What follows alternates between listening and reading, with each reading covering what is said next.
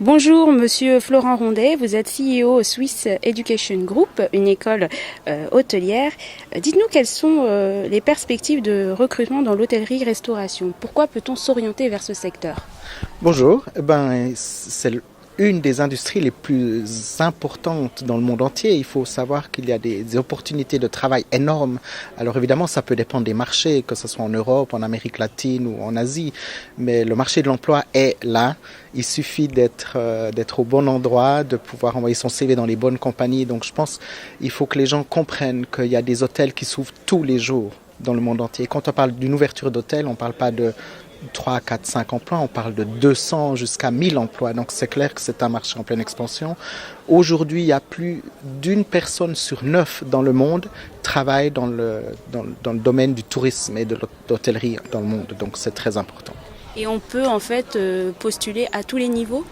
Alors ça dépend du cursus scolaire que l'étudiant aura fait. En sortant de nos écoles avec un bachelor ou bachelor degree, c'est clair qu'en général on vise des postes de cadre ou de cadre supérieur.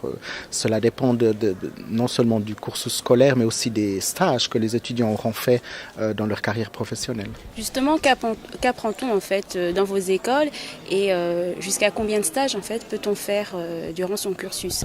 Alors on forme des gens pour devenir ultimement des directeurs généraux d'hôtels. Donc ils passent par tous les départements. Il est clair que souvent la première année est très orientée restauration, la deuxième année beaucoup plus hébergement et là on commence déjà les cours un peu de management et la troisième année c'est très finance, marketing et tout ça. Donc ils sont prêts à rentrer à tous les niveaux.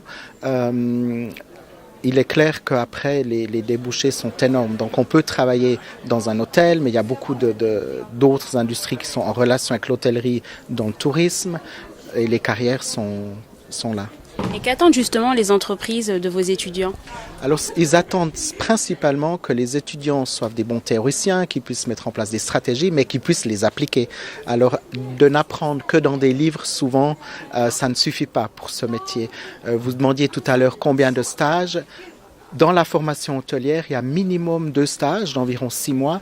L'étudiant peut en faire 3 voire 4 et même souvent à la fin des études, ils vont dans des compagnies pour des management training programs pour une année ou 18 mois encore.